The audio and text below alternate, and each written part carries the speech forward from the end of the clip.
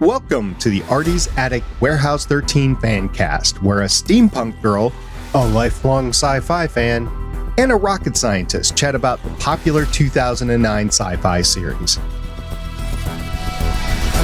There's never a dull moment with the agents dedicated to protect humankind from unexplained phenomena that manifest their powers in special objects. And there's all those friendships and relationships along the way. Grab a cookie while you can. Hope you don't smell fudge.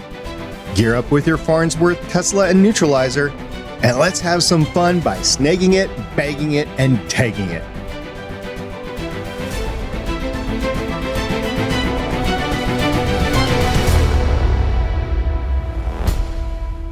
Welcome back to Artie's Attic. We're a Warehouse 13 Fancast.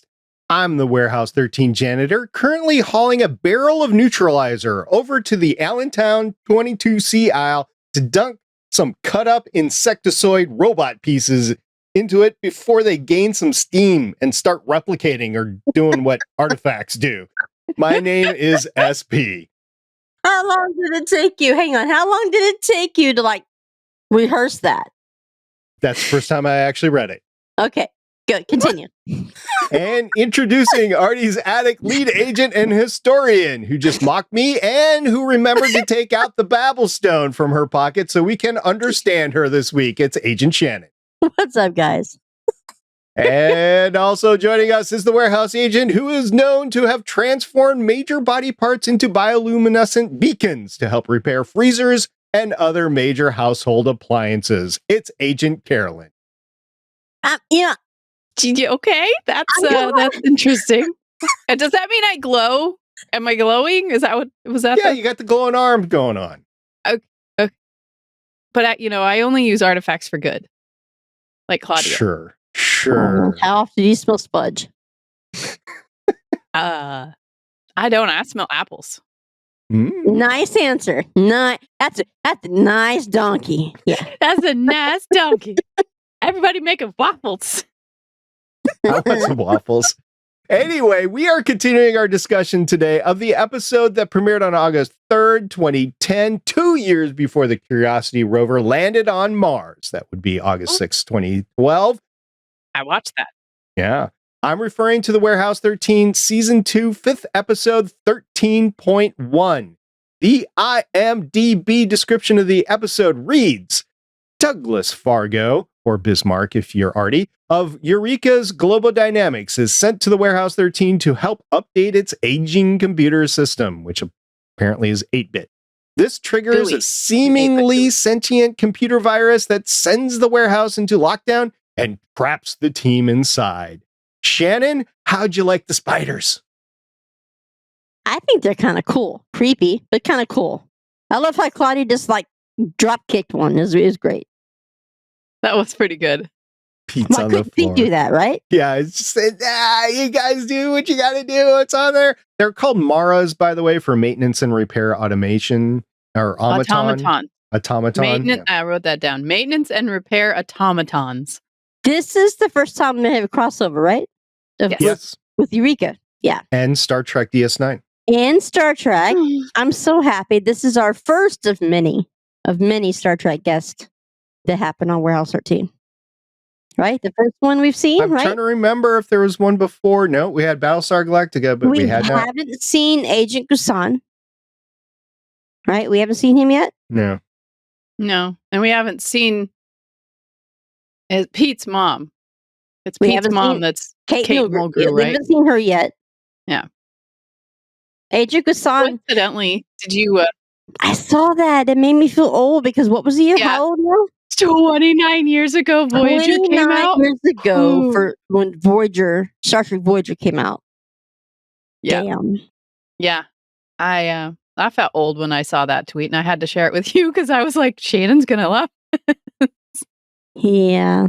You know what? I liked Voyager, but I can tell you, I never made it through the entire series. I never watched the whole thing. Oh, so you never saw him come home? They're just still lost out there in the Delta Quadrant for you. I saw him come home. What I'm saying is I didn't watch every single episode. I skipped around. So By the time I got into Voyager, I was already heavily into Warehouse 13. So The one fandom at a time. Were they out at the same time? I don't know if they were out at the same time because I remember Voyager started when I was living down south, and it was on a network that no one down south was carrying, and this was before you could stream anything or pirate anything or anything like that. That's how old I am. You had to watch real TV. You had to watch real TV, and if you didn't have like the station and you didn't have TiVo, which was the DVR of the time. I loved it. Yeah. You couldn't record these things. And I was, a starving college student. So I had to find ways of watching Voyager. And I think I missed most of a season because it just wasn't carried down there. So I tried to watch it as religiously as I could. But yeah, I missed a lot of it.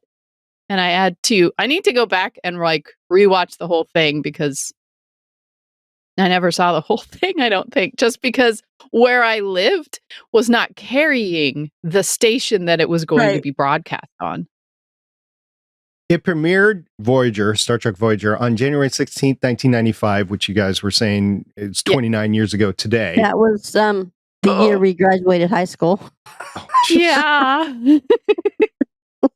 And it ran until May 23rd, 2001. And the reason that you probably didn't get it where you were, Carolyn, is it was airing exclusively on the UPN.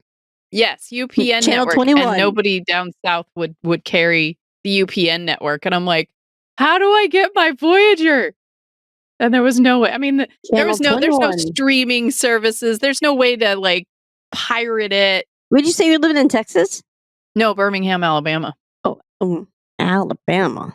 I lived in Bama for 4 years. Roll Tide. Ooh, I almost like. I saw that. I went down there for 4 years, and there's 4 nights. Well, there were 3 guest stars of note in this episode. There was Neil Grayston, who was Douglas Fargo. Mm-hmm.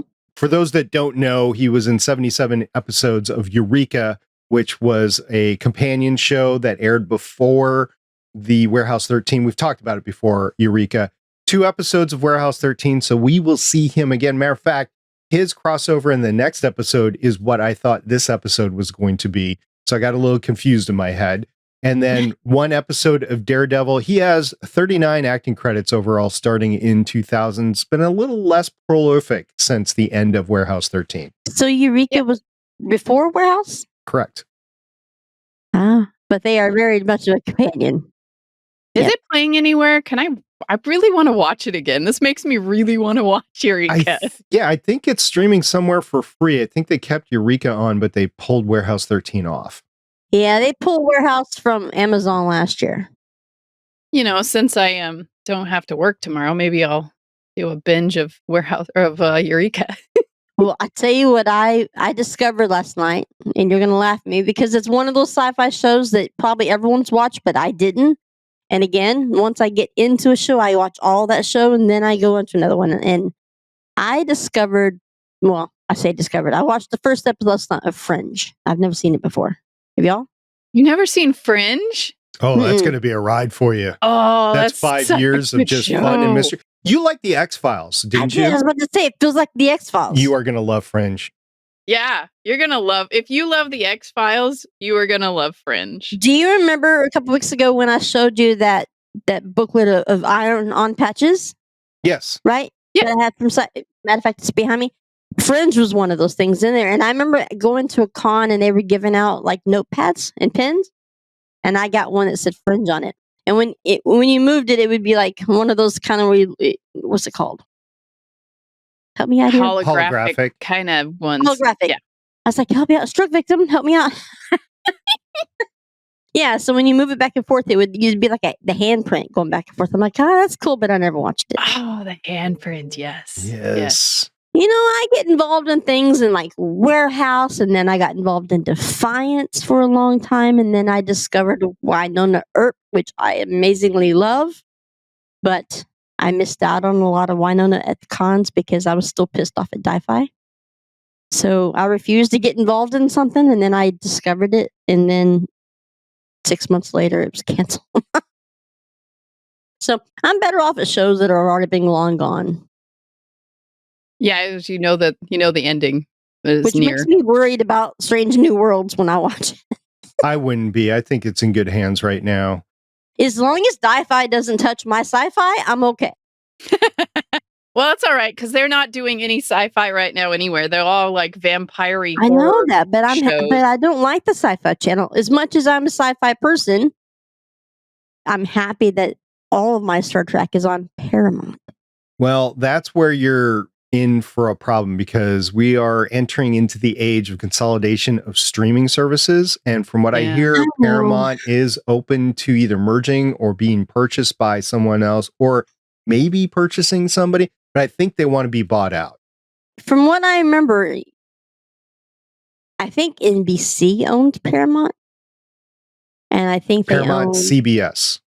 Yeah, okay. CBS. And the CBS also owns the Sci-Fi Channel.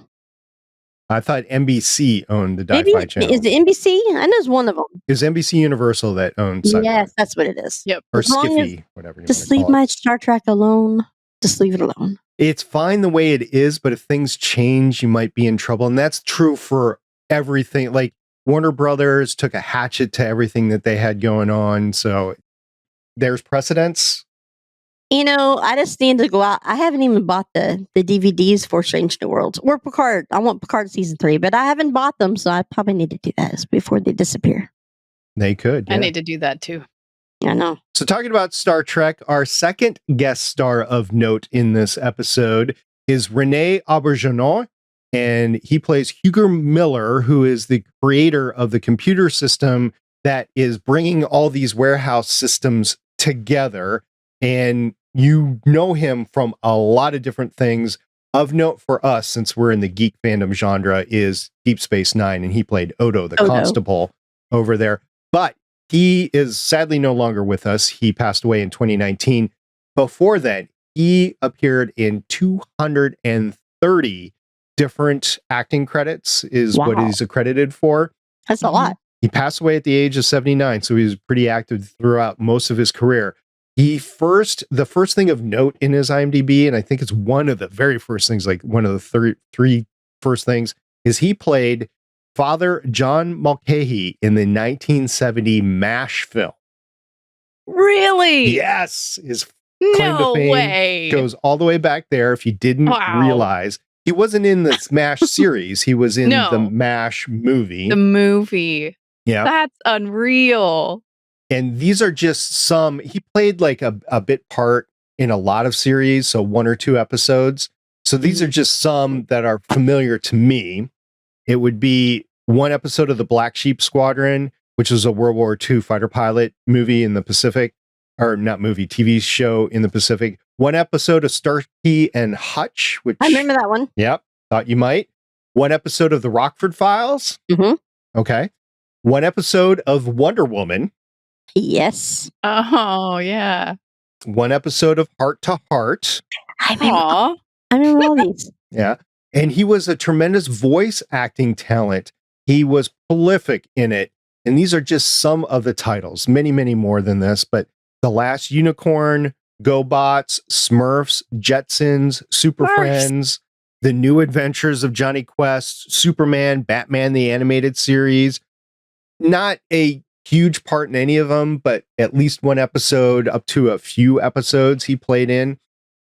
Most people know him out of sci-fi as he played the character of Clayton Runnymede Endicott III on Benson. He had 134 episodes. I do remember him on Benson. Yes. Now, tell me, anywhere in his voice credit, does he also do gargles? Because if he does, that would be amazing since so many TNG people did gargoyles. Yeah, I think Gargoyles was mostly just the Next Generation people, which it was a cool cartoon. It was one of my cartoons, but it was also really cool when I learned that it was basically mostly voiced by TNG crew. TNG, I was like, hey! I don't remember Chris McFadden being on there, but I do remember Michael and Jonathan and Marina were on there a lot. I just looked at his IMDb credits and I did not see the Gargoyles on there. That'd be like a cool crossover, like you have And with this Star Trek on with all those Star Trek people. So like Warehouse 13, I think maybe we counted them one time. There's like 6 Star Trek people that crossed over onto Warehouse 13. You've got the Quark, the guy that played Quark in the Fringy. Yeah. Oh yeah. You've got Pete's mom. Yep. Kate McGrew. Jerry Ryan plays Pete's wife in one of the ex-wife in one of the episodes. Rene. Yeah. Rene. And then you got him, and then Mr. Kusan, you see, I think later in the season, he played the first captain that was on the Chris Pine Star Trek movies. Okay. Remember at the very beginning, the bald-headed guy that went over to the next ship, and then Hemsworth took over. Right. So he plays Mr. Kusan. So was that 4, 5? That's 5. And then Data comes on it later on. Oh, I didn't know he did. Oh, I forgot about that. Brent Spiner comes on for season 4. Okay. So how many is that? 1? It's not ringing a bell, but I believe if you're telling Brother the truth Adrian. there. He plays Brother Adrian. He's a bad guy. Of course he loves to play. Guy. I think he loves to play bad guys. Good bad guy. He is a good bad guy. He plays them well. It's that resting bitch face that he has that just like scares you. Yeah. He plays villains very well. I can only imagine the amount of fun that Rene had playing these 2 separate pieces. One that is, Rene or Hugo that has half his brain that is the right side of his brain, just being, the silly guy that says, I have to shed a tear when I have to pee, or that he needs, we need the spinning and the dancing and all the funny things that he says.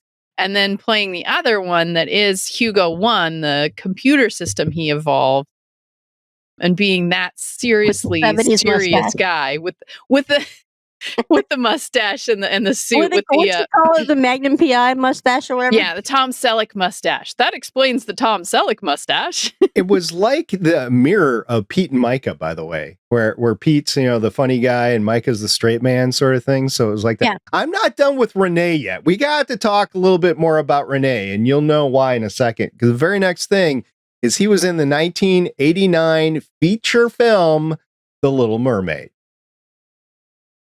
He played Louis. Was he in The Little Mermaid? Yeah, his voice. Yeah, he played Who Louis. was his voice? Who's Louis? Louis, the chef. That was his voice? Yeah. I'm having a hard time. Now I have to listen to it again because. So you're talking about the original Little Mermaid? Well, the cartoon version. Yeah, if the 1989 movie is the original to you, yeah. That's the original one to us, Shannon. Yes. I'm gonna make sure. Yeah, Louis. Now I'd want to go back and see that and all right. I thought that would get more of a reaction. He was the French chef that was dealing with the Sebastian. Yes. Okay, I'm with you because he was French because he sounds French. Right. Okay, it just took me a second. It's been a while. It's been a minute since 1989 happened. Yeah, brain injury. And then, of course, the brain injury. But it's been a minute since 1989, so. It's been just a couple. Y'all were still in grade school at that point. No, we were in middle school, thank you. Okay, not post-secondary or secondary education or whatever. Okay, so 173 episodes of Star Trek Deep Space Nine, 1 episode of Stargate SG-1, 1 episode of Star Trek Enterprise, 2 episodes of Frasier, and I don't remember him in that, and I wasn't an avid Frasier watcher, but now I want to go back and see those 2 episodes. Him in Stargate. Yeah. And then 3 episodes of Archer, which is an animated series that just ended on FX. And then 4 total episodes of Warehouse 13. So we're going to see Rene 3 more times. Well, yeah, he goes to Eureka now. So he's. I don't remember him on Stargate. It's just 1 episode. He probably played an alien or something like that. I didn't look into it that much. And I knew you were going to ask that. Well, it's in your handle. Okay, it's in your handle. It is. It's been a while since I've wanted to do a podcast on that for the longest time. It was season 4, episode 2, The Other Side. You want to do a podcast on Stargate? I'm in. Okay. Count me in. I'll do it. So the Stargate SGC podcast! is contacted by an advanced and embattled alien human civilization seeking military assistance, but their exact reason for it becomes increasingly suspect. So it's kind of a bad guy sort of thing that he plays. He does play a human, and he's got it looks like, from what I'm seeing, he's got one of those evil goatees. As Of much as course he he does. can on his face. Do you know I Of course. discovered Stargate SG1 when I was pregnant with Michaela, and you remember back in the day when you had to buy the box sets, right? Back in the Mhm. day when they were like $50 per season, and for some reason I managed to find a used one. I bought all 10 seasons of SG1 for like $100. On DVD or VHS? I have DVDs. Okay. I bought Wow. all of them. That's pretty So good. nice. $10 a It was season. really good. And Yeah. I remember being pregnant and like sitting in the room that she has now as her room, because it used to be my spare room. I remember sitting there eating grapes and falling asleep and taking long naps and waking back up and watching more. And I blew through the entire series. I also own all 10 series of Stargate SG1 on DVD. They're on a shelf right above there. I've got all 15 seasons. I've got those 10 and then the 5 spinoff of Atlantis. Oh, but you don't have them all. You don't have Universe. I didn't like Universe.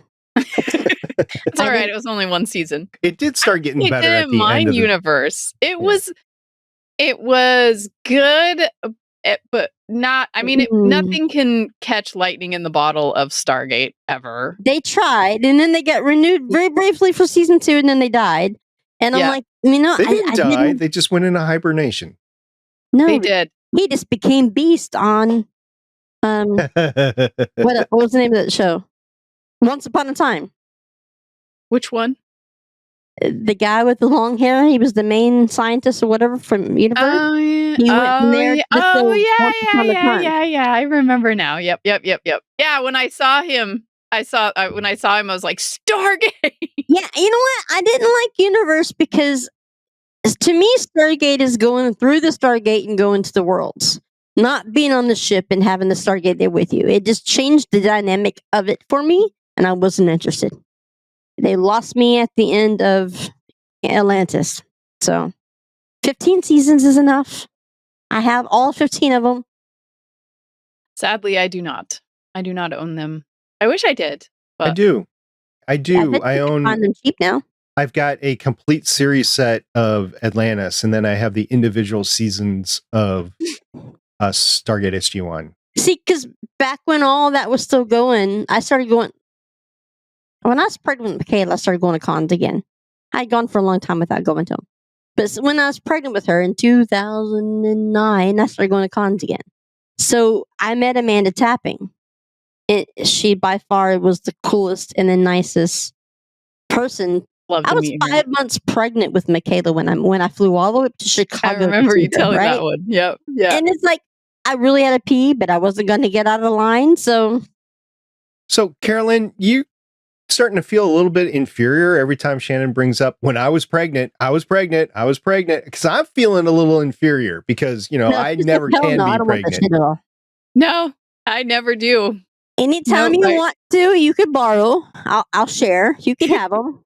I'll start with the big one. She turns 14 in a couple of weeks. You could. No, I'm good. I have a lot of nieces, and I mean they don't live close to me, but I have several of them, and I'm good. I have honorary nephews too, so you Hey, know. your brother still lives here in Texas, right? So when you come to visit him, just let me know. We're just like an hour from you, so I'll pass one over. I'm like, You know what? My brother's oldest is in her teens. I don't I'm gonna think I keep need the little one. one though, because she's nicer. I was going to say, you know, bringing Law up to Oregon would be torture for her. No, it wouldn't. I think she would like. One of my best friends lives in Idaho, and she always invites us up there, so I think she would enjoy it. There's a huge difference between Idaho and Oregon. There's a lot more Californians that have ruined my state than Idaho. Well, then I would pity the people that live there because Michaela has a mouth on her and she doesn't care who she says it to. Yeah. It's my kid, right? she has no problem putting you in your place, even if she's as loud about it. Not just your kid, Sean's kid too. So yeah. All right, let's talk about some artifacts here, right? I love these little binges that we get on, but go ahead. Let's Wait, get wait, back wait. to Warehouse. I have to say that the guy behind the counter at the convenience stand, Leo. they went. The His redheaded cat. name Zach Ward. That's the Mhm. guy that played the. I was like, why is his face so familiar? He's got Mhm. this fiery red hair. I know him. Why do I know him? He was the big bully in A Christmas Story. I'm like, oh, that's where I know him from. 2022 Christmas Story. Christmas Story Christmas, yeah. He's got 125 credits since 1983, originally from Ohio. He's been in 2 episodes of Sliders, 1 episode of Walker, Texas Ranger, 1 episode of Jag. I love Ag. Yeah. Sorry, go ahead. He was in the 2000 movie Almost Famous. He was in the 2004 movie Resident Evil Apocalypse. He was in 1 episode of the original Charmed. He was in the 2007 film Transformers, 1 episode of Terminator, the Sarah Connor Chronicles, 2 episodes of Dollhouse, I 1 bet he died episode in all of of those. yeah, pretty much. 1 episode Pretty of sure he Warehouse died in every 13. single one of. Yeah, he seems to be that character. He looked like a red shirt to me. Yeah, okay. Pretty much. That's what I was going to bring up at the end. And even in the 2022 Christmas Story, he plays a cop. Yeah, but in the original one, he was the bully. Oh, he was? As a little kid, that was He was like the little kid that I was the didn't bully. catch that. making him lick No, the was he the pole. bully or was he the one? Or was he the one that stuck his tongue on the He was the one pipe? that stuck his No. tongue on it. No? He's the one No. that stuck his tongue on the pipe. No, that was the main character. That's not him. No, Is that it? wasn't No. him. No, I think he was the bully. He was in A Christmas He was Story, the but the bully original one. that, if I remember correctly, the main character did do it, yes, but then the bully got dared, and he did. I think Oh, he did Scott too. Farkas. Yeah, that was his original. Oh my gosh. Yes, See? I Look. went right over it. His very first IMDb credit, his break, was in A Christmas Story. Yeah. I knew he was in What that one. one? That was where I remembered him from. I Mhm. totally forgot about the new one. I don't think I even watched that Yeah, one. he was the little kid that stuck his tongue to the flagpole. Yeah, Ralphie Yeah. was the one who got his tongue stuck. Wasn't there more than one? I think. Well, it was the Triple Dog Dare, right? Yeah, it was a Triple Dog Dare. Ralphie was the one that stuck his tongue. I don't know. I haven't watched that Don't movie get me in forever. lying, I it's just been remember just as him. old as 1989. I don't know. Yeah, it was 1983 when the original Seriously, Christmas brain Story injury. came Okay, out. I can't remember. I just All right. remember he was in it. No, you're Good totally call, though. right. Good call. I did not catch that. So the guy with the Hmm. shotgun who was trying to hold our beloved agents at bay was Ooh, and Myka kicked him. It was great. bully in I A love Christmas Story. Myka. You know, it'd be fun to be on this cast because like Pete and Myka, they interact with all these people. So they're in scenes and hey, if I was an actor, I would ask about these iconic moments. Like, how was A Christmas Story? Tell me some stories. How did that come about and everything? Right? And just fill in your repertoire bag of neat How things that many could happen on outtakes set. did it take with her faking like she was kicking you in the face? Just go ahead. Tell me. How did it feel? No, she really kicked me in the face. Yeah, she missed and hit me. What was funny was Hugo really wanted ice cream. So he got ice cream because he made a stamping face when he got his ice cream. And then at the end, Pete's I'm like, we'll get you some ice cream. And he's like, I'm lactose intolerant. And they're both like, uh-oh. Myka's face is like, well, that's I'll let you take care of that. You might want to find a bathroom soon. Soon. All right, let's talk about the artifacts. We had at least 3, if not a few others that we saw, and the dancing and the All patrol spinning was a special artifact, right? Yes. It was somebody's zoetrope, but I can't remember the person. That's what it was. Was He was a Nazi or something. Yeah, Max Wernthmeyer's. And again, with the Zoetrope. pronunciation, I'm sorry, but is his zoetrope. and it allows for mind transference. It's basically the main artifact in the episode here. But it's not the only one. And then you got the one Claudia had that she used to pick up the metal stuff that had fallen down. Ben Franklin's ring that amplifies the energy of the person wearing it. So her hand turned into this big glowy thing. Like that's what he used whenever he did the kite. Yeah. My thing that was fun, though, later on when they were battling, her and Fargo were battling the spiders that were attacking them because they had taken this zoetrope off of its place, and Hugo 1 had sent them out to stop them. And he's like, "Can it amplify anything?" And she's like, "Well, yeah, I think so." She's like, "Why?" He says, "'Cause I have a laser." And they makes it into a lightsaber. I was like, "Oh my God, that is cool." I mean, we've had several Star Wars references in like a lot of these episodes, and I'm just like, every time I'm like looking for the Star Wars reference, and in this case, a Star Wars reference more than cookies. I know there's Star Wars references more than cookies. It's crazy. Plus, they kiss each other afterwards. Yeah, and then she's like, "But I was thinking of Todd." And then he's like, "This is why Jedis turn to the dark side." See, if you do more Star Wars reference, but yet there's more Star Trek actors. What the hell? So I'm not going to spoil anything, but he makes a reference to his girlfriend not existing anymore. That's a whole story over in Eureka that happened, and it's poor Fargo. He just never gets a break. By the way, he does also in Eureka play the major AI. It's a house AI, what we would call a smart home now, but it was way before its time back then. He was the voice? He was the voice of Sarah. Yeah. Was he the voice of Sarah? I thought it was another person.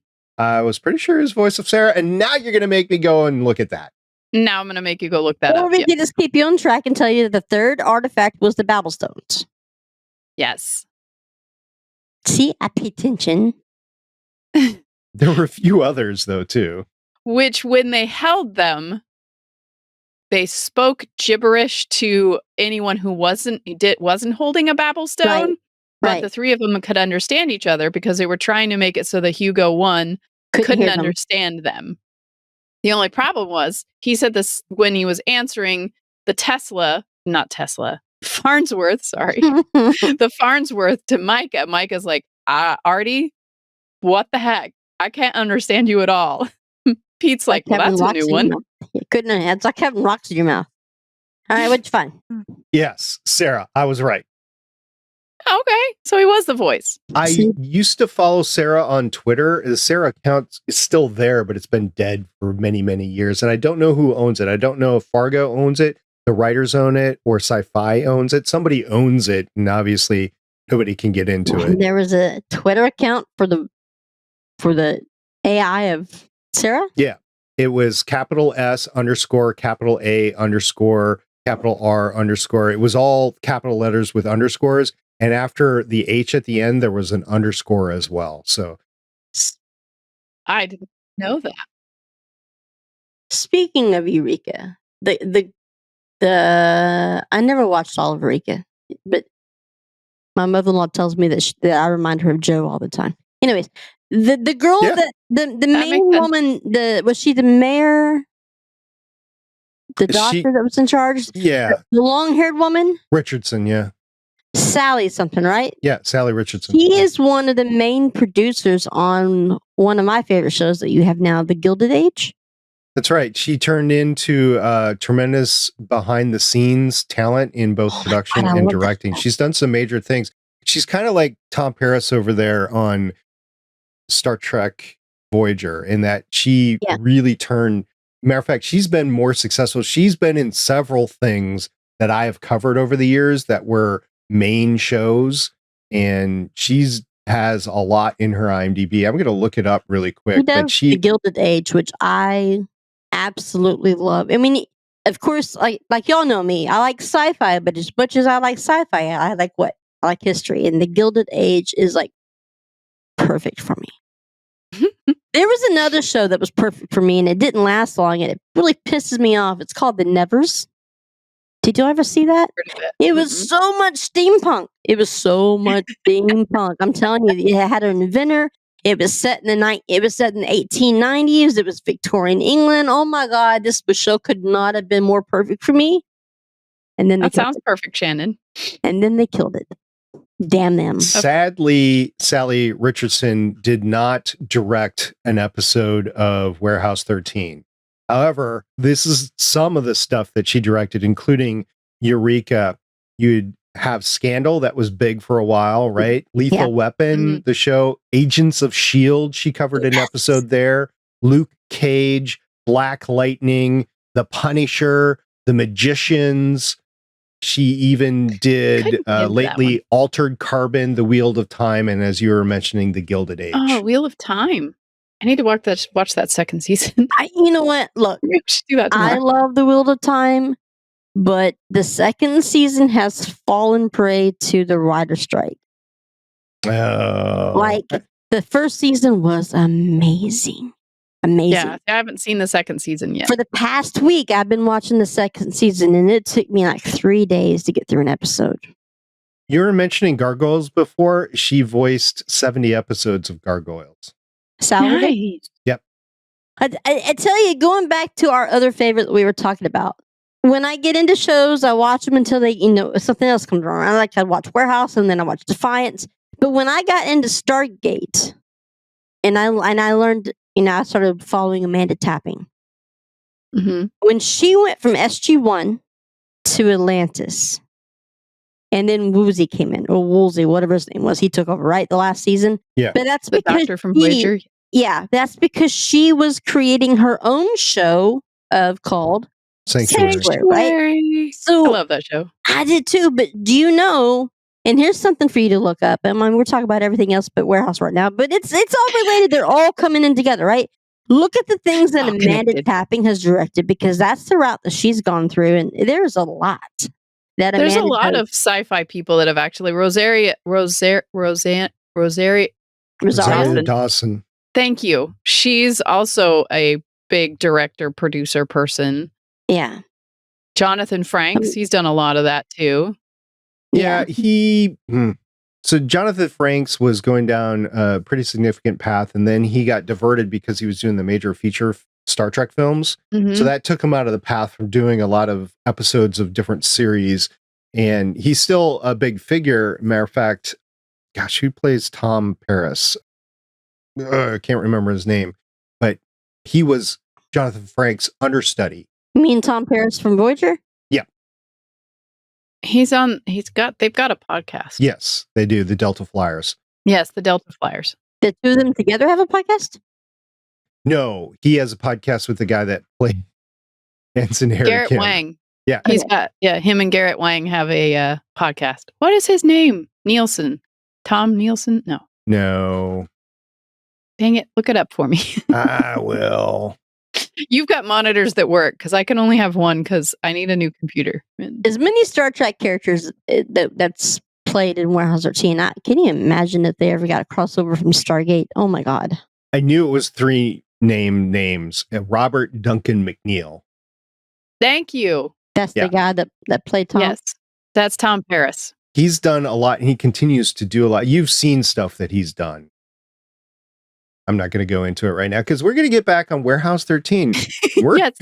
Tangent back to the actual show. What makes it fun? I mean, come on. We're sci-fi geeks. We never soundtrack, and we're always talking about sci-fi. And if by chance someone else says, hey, I've never heard of this show, there you go. Well, we had a protocol that popped up on us that we had never seen before in the Warehouse so far, right? Yeah. Falcon Scott Protocol, which made me think of War Games. I don't know why. See that because Falcon's in it. And in the way that the readout came out. It made me think of War Games. Right. And the computer. I mean, and Hugo 1 trying to take over things. Right. So and also probably the way that the readout was. There wasn't tic-tac-toe, but there was Battleship. There was. Where Artie this is a major plot point, by the way, in the episode. Mm-hmm. Artie is beating Hugo at Battleship because he's cheating. It's like, I didn't put any of my ships down. And he knows something's wrong with Hugo at that point in time, because Hugo always loved to win his games by cheating. He's like, you can't even determine if I'm cheating. That's a major problem for security for the Right. warehouse. Something He's using wrong. logic to tell the computer that you need to back off because you're not working properly. If you're saying I'm not working properly, I'm telling you you're not working properly. Yep. It makes him realize that there's something wrong.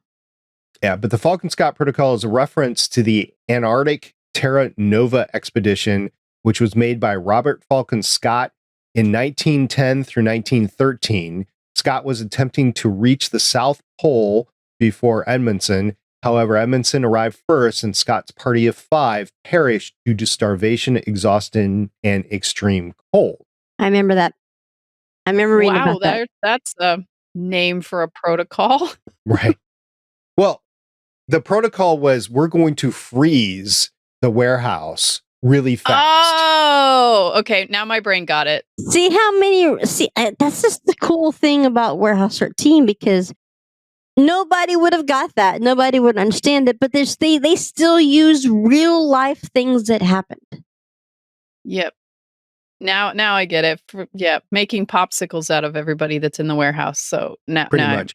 Did you guys see the coats that they were using?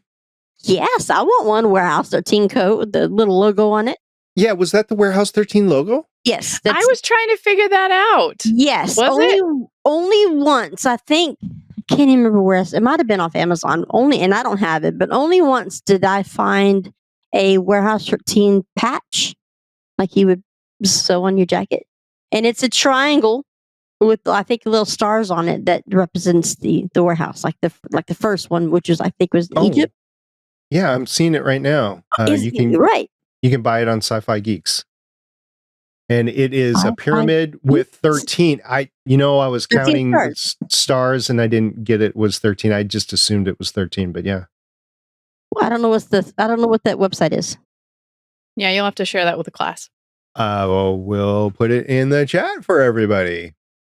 Thanks. And I will put it in the show notes. Although I think there's several sites that you can get to it or get it. If you search Warehouse 13 patch, a couple will show. There's patches and pins. There's one that shows up it's British, I think, because it's £5. Oh, that makes sense. Right. They make all the cool stuff over there. But the other one, which you can find at the Sci-Fi Geeks, that is a 3.5 inch patch, and it is going for $11.99, probably plus shipping. I must have them. Well, this is like the one and only thing I have of Warehouse 13. Nice. And this came out of one of those. It wasn't a Warehouse 13 surprise box like you see at the cons. It was just a sci-fi box, but it had Warehouse 13 stuff in it. So I've kept that for all these years. But it's definitely U.S. Secret Service. It has the phoenix on the bottom of it. It has the phoenix right in the middle. Oh, and the phoenix, and then the eye of Horn right there in the middle. Horn, whatever it's called. I can't tell from here. It is something that they use in season 3. Oh, the Eye of Ra. That's the Eye of Ra. That's what it is. So there's a 3.5 inch, and then there's a 6 inch patch. And then I think it's in the British one, it's maybe 5 inches or whatever. So there's different sizes of the patch that you can still buy today in different places. And you're putting that in the chat thingy? I did. I put the Sci-Fi Geeks and the eBay. So the Sci-Fi Geeks is the 3.5 inch, and the eBay one is the 6 inch patch. Yeah. I don't see it in the chat. Well, it's in the comments. So if you go. Oh, in the comments. Got it. Yep. Got it. Okay. But I will put it in the show notes for everybody. What a guy. I mean, there may be other people that are incredibly geeky like us and want these things. So that's what I'm thinking. Yeah. We got to take care of the fans. All, 5 of them? Three. 3? Three I knew it was 2 extra. 3 and maybe, Well, we definitely have Mike. Mike always I know. Mike is such a sweetheart. He's so nice. Yes. Thank you very much, Mike, for listening. If you have any comments or, feedback, we'd love to hear it. So let's go down some of the quotes. I know that you wrote down some and I wrote down some, so we'll just ping off of each other. I'll go first, all right? Okay. This is all your fault, Bismarck. That was one of mine too. Your guts are rotten. Pete, looks like he spent a lot of time playing with himself too. Sitting in a windowless room for 10 years playing Monopoly with Hal? What could go wrong? Wrong. That was one of mine too. Next. Artie saying he is soulless and made up of binary numbers. He was talking about Fargo. Myka, do you know every former warehouse agent we've ever known is either crazy, evil, or dead? Pete, or all three. Although they did meet the one in the episode the episode where there was the metal thing on his back. Yeah. Mm-hmm. That she agent, escaped. She was none of those things. She was sane and all of that. So but you guys pushed back on me on that and said she wasn't an agent. She was an agent. She was his partner, wasn't she? She was. She was his partner. Yeah, she was his partner and his lover, and they were both agents. All right. And she's going to be, just for reference, she'll be back in the later episodes. Nice. He Tesla'd us, Artie. Pete said that about Hugo, which reminds me, after listening to the 80s, cheesy 80s podcast where they reviewed Bill and Ted's Excellent Adventure. In Bill and Ted's Bogus Adventure, there was they Melvined me. So this quote of he Tesla'd us, Artie. I was like, oh my God, that's where my brain goes. They Melvined me. I got one from Hugo. I know who you are. You're President Ulysses S. Grant and the Snowman. You've come because it's Arbor Day and there are not enough zippers to go around. That was so good. That was a lot. That was such a good one.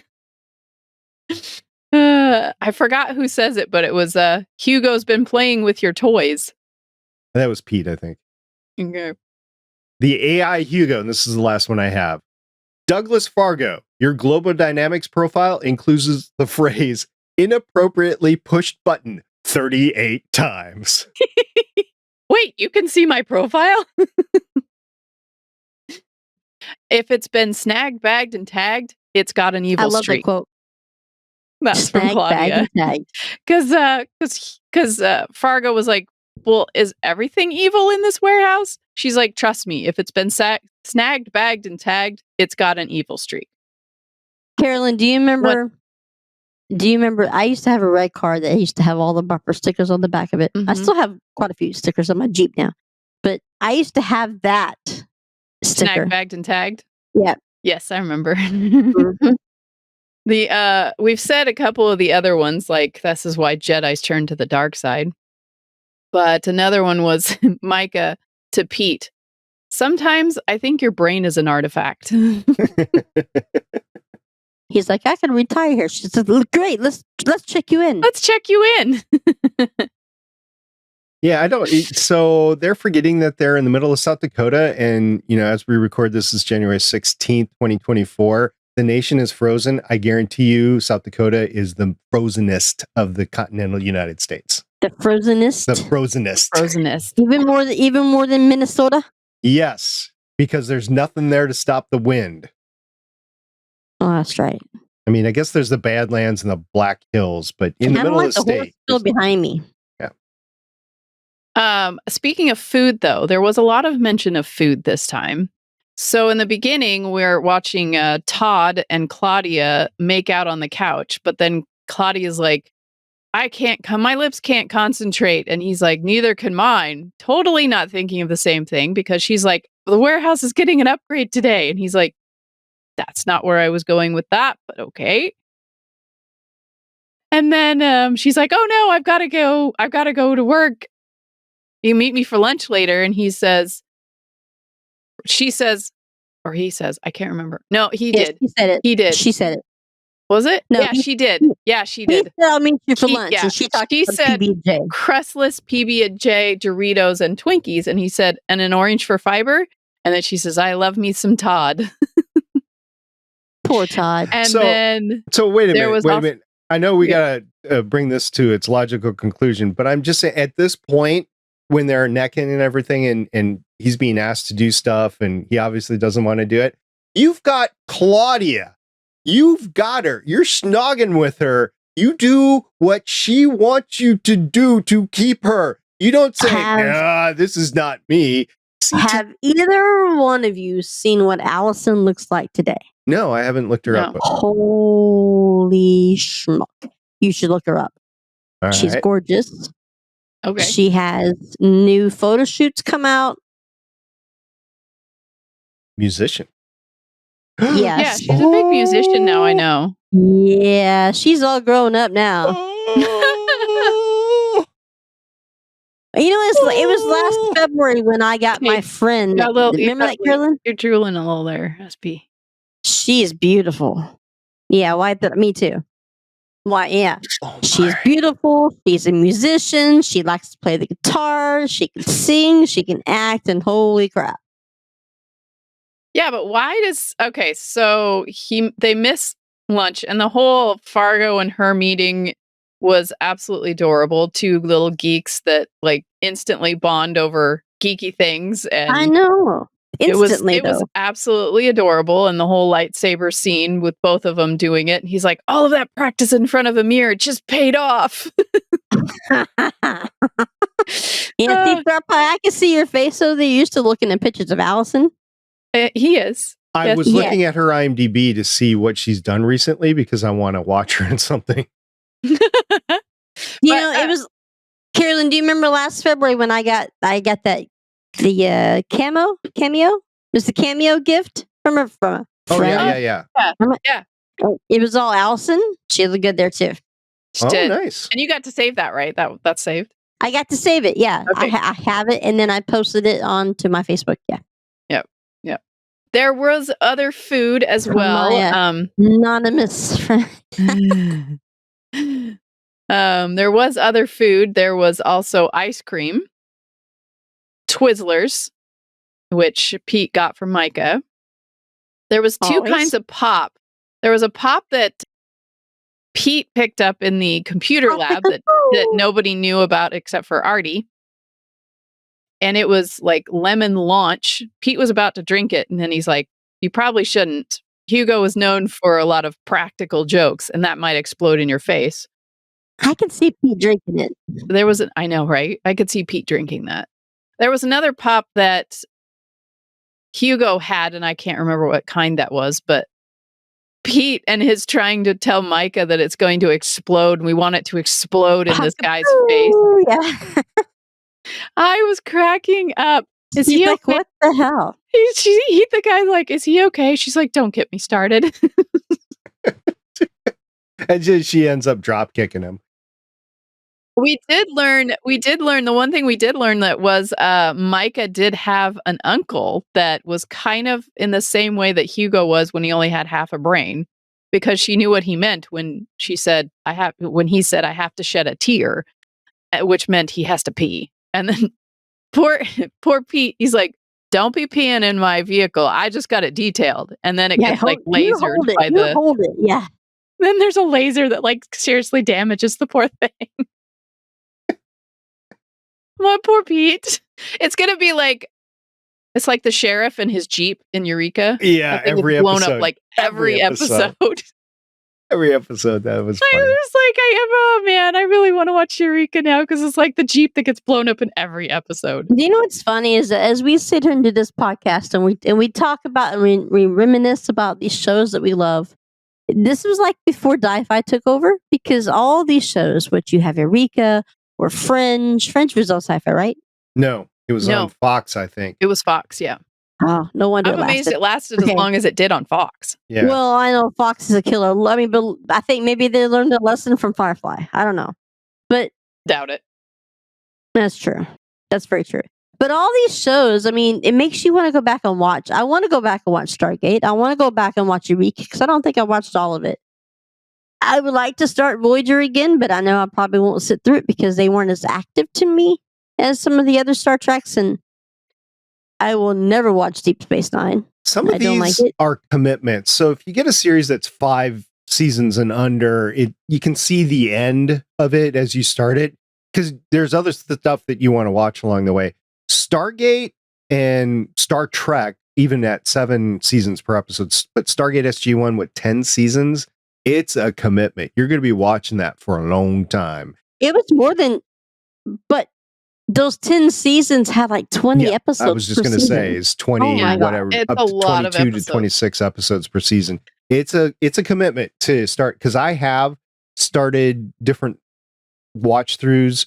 When we were doing the Picard season 3, I tried to get through all of the Next Generation, and I made it into season 5, which was pretty good actually at the pace that we were going, because we only had 10 weeks for Picard season 3, and I never finished it. I'm still at the season 5 because I've got so much else to watch. Because life happens.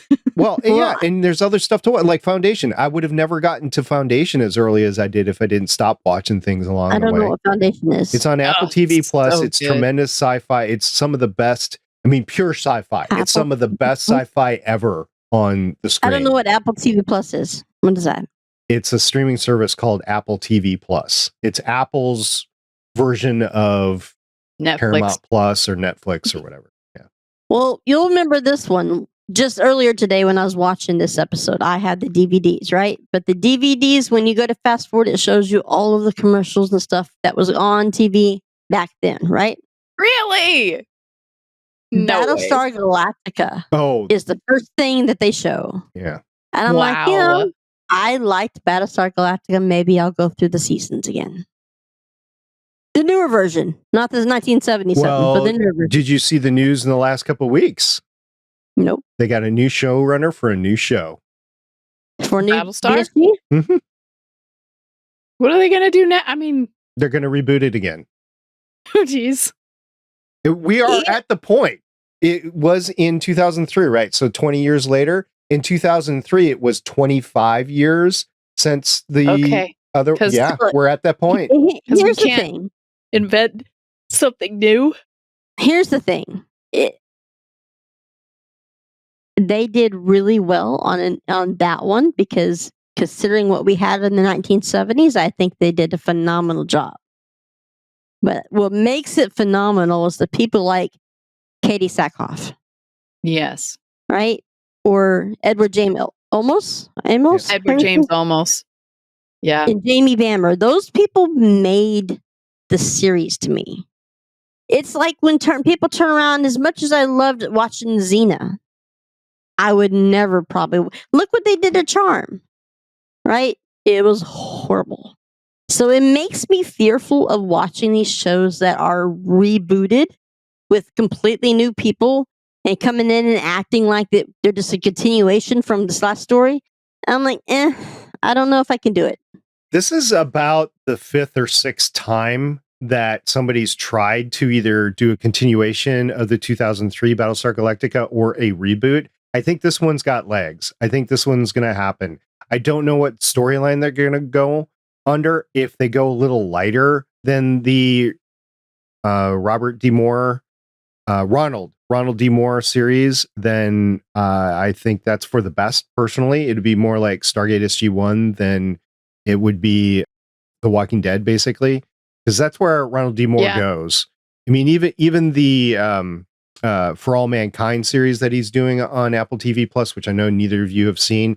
It's actually a great alternative history of where we would be in space exploration if the Soviets got to the moon first before the United States did. It is dark. There are stuff that happens in that you're like, oh my gosh.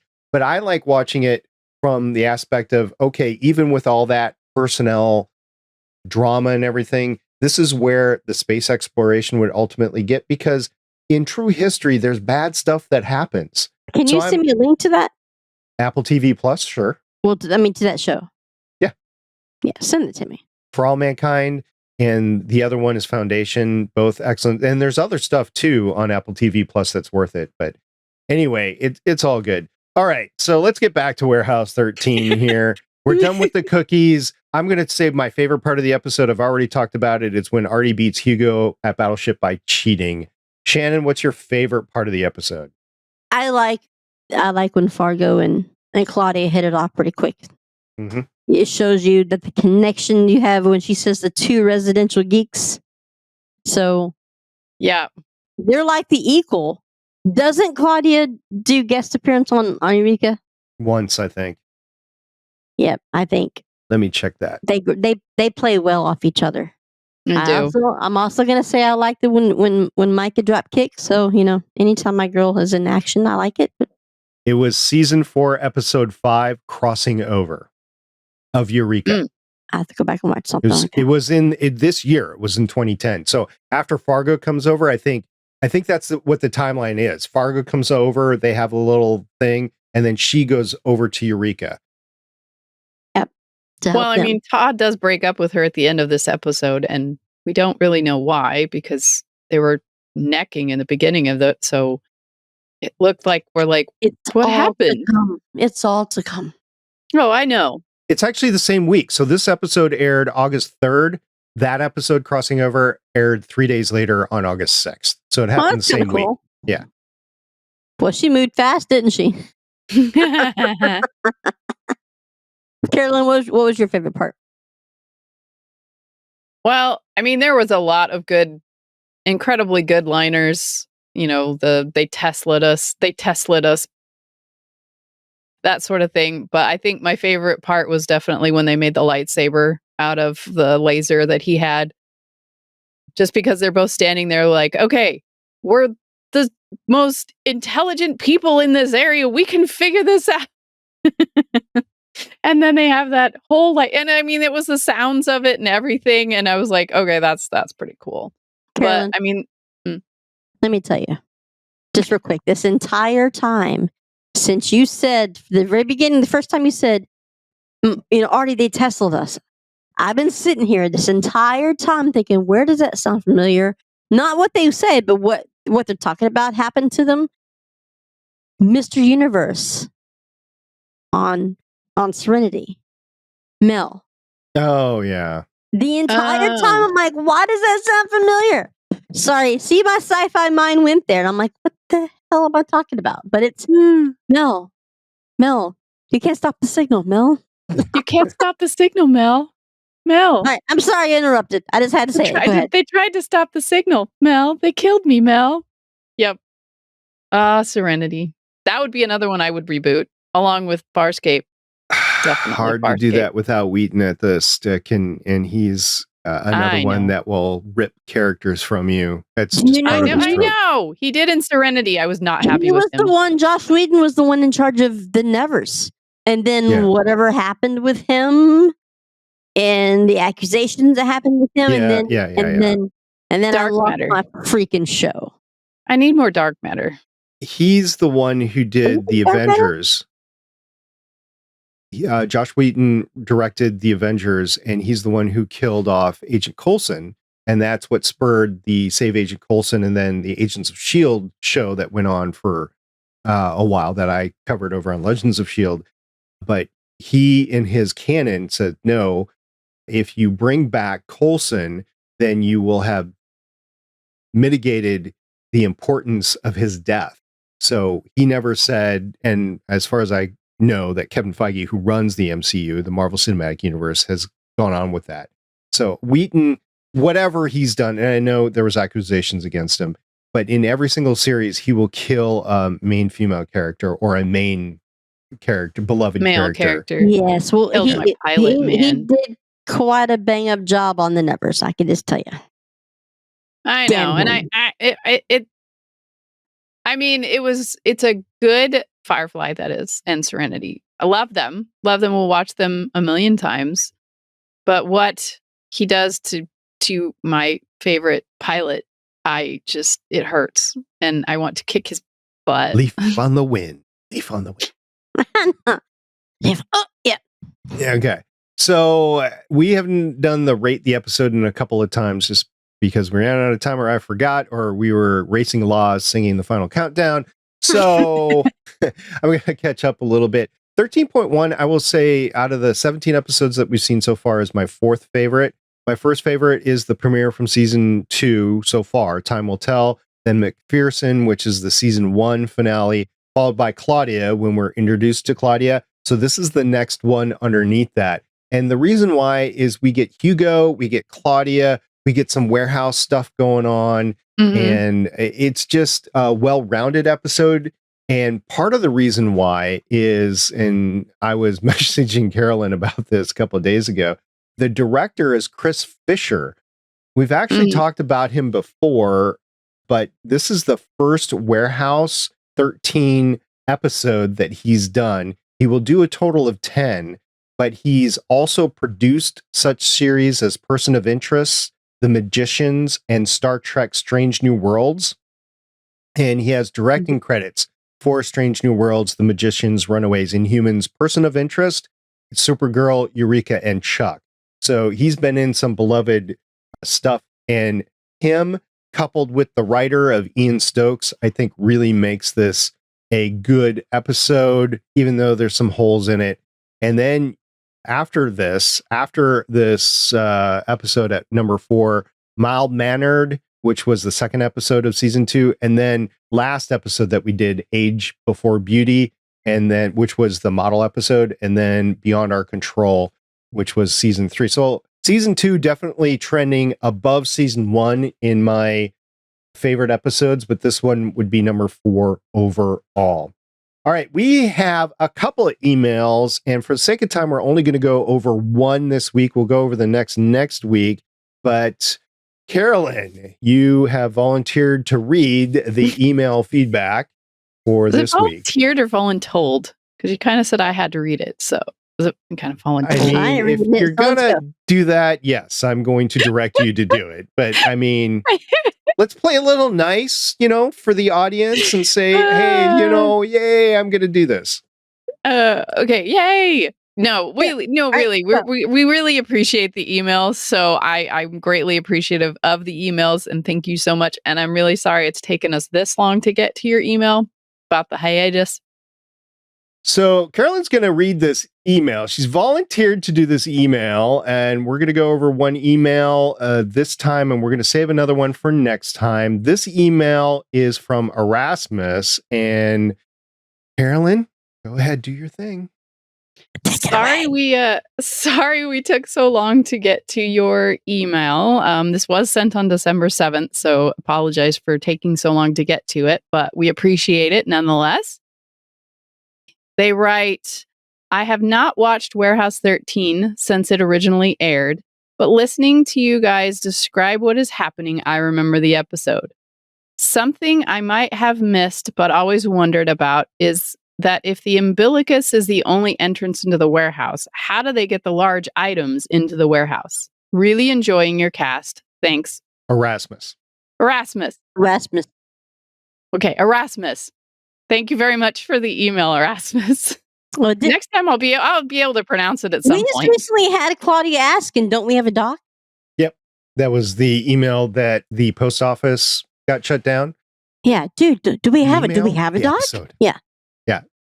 So I think they do have a delivery. Matter of fact, I think that door that's right there at the beginning of the warehouse that we see all the time, I think there's a larger opening right next to it. There is that one that's like the place where HG came out on the back. HG came out. I don't know if that's a big door. That's a single door. It's like a escape door, but it's not big enough for loading. It's the warehouse. It could automatically configure itself to have an opening wherever it wants. The warehouse is alive, so it might just open up and follow it. I don't know. Yeah, Erasmus, thank you so much for the email, and thank you everybody for your emails. We really appreciate it. I did ask for feedback last time about if anybody knew anything about the Dorian Gray portrait. We did get an email about that, so we're going to go over that next time. Thank you so much for providing us with additional information. Sometimes just don't have the time to research everything, so thank you so much. And everybody that has commented or reposted on social media or sent us an email, we really appreciate you taking this journey with us. So next time we're going to cover Warehouse 13 season 2 episode 6, Around the Bend. I'm going to ask Carolyn this time. Do you want to do the IMDb or the Amazon description? IMDb. All right. Pete's mission to find a traitor leads him into conflict with the warehouse team. Uh-oh. Such a good episode. This is going to be my favorite episode this season. Yeah, it looks like we're going to have Mrs. Frederick in there. We got a traitor. Tina Yeah. Carrera. All right. That's why it's such a good episode. It's Tina Carrera. No, it's look. I'm always Myka. I'm Team Myka all the way through. All right. And I like when she has particularly good episodes, and I like when she's wearing a particular type of jeans. And now you're welcome for me introducing you to looking at currently what Allison looks like. So yeah, unfortunately, grown she's up. not in too much. I mean, she's got a couple of things that came out last year, but she's not in too much. She's more into being a musician than she is an actress. I can tell. I think she's more of the musician now than she was. So she's kind of the flip of Anna Kendrick, because Anna Kendrick's more into her acting rather than her musician stuff. I didn't know Anna Kendrick's song. I mean, I know she sings in the movies, but Oh yeah, the whole cups thing and everything. Oh, Anna Kendrick, Anna. I just remember watching it just a couple weeks ago. We watched her in Noel. Oh yeah, I had to fight to have TV here. I'm like, I am watching a Christmas movie with Anna Kendrick. We are doing this. It's a cute one. She's cute now. She is. She's cute and everything. All right, so that's it for this week. You guys done? I'm done. Yeah. I mean, All right. sure. Sure. All right, we'll see everybody next time. Bye. Bye, guys. Bye. Thanks for joining us for an episode of the Artie's Attic Warehouse 13 Fancast. You can find all our episodes at warehouse13fancast.com. If you'd like to contact us, you can hit us up on our email at warehouse13fancast@gmail.com. We are a part of the Lone Wolf Podcast Network. You can hear more of this cast and other shows like it by checking out lonewolfpodcasts.com. The intro music is Sci-Fi Hybrid Intro by Soundmake, and the outro music is Science Fiction by Tunes to Go. Both were purchased on pond5.com.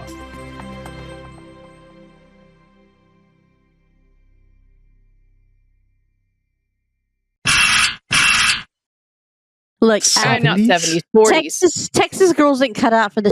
I left the house this morning. It was 11 degrees. 11, a whole 11 degrees. That's Chile. That's warm. I'm just saying. Okay, well, Warm for you. for Texas, I'm like, what the? So we got freezing rain on Saturday, and it's funny. The weather apps all said heavy snow. It was heavy freezing rain. We got a little bit though, and I think if you look at my Facebook page, there was a couple pictures on there. I did. I saw that. These were pretty pictures. I like the ones with the berries or whatever it was, the red. Yeah, Those little are berries. really good pictures. Thank you. My other hobby. I like doing photography too. I like landscape. Yes, I like landscaping. But it got below freezing Saturday, and we have yet to get above freezing since then, even to today. My work canceled work yesterday, today, and they just canceled it for tomorrow too. So I've been out of work for Just this will be the both third of day. you live in states that are used to cold. Not this cold. Not my valley. I think y'all dropped your in my front yard and y'all can take it because I don't want it. I don't want it.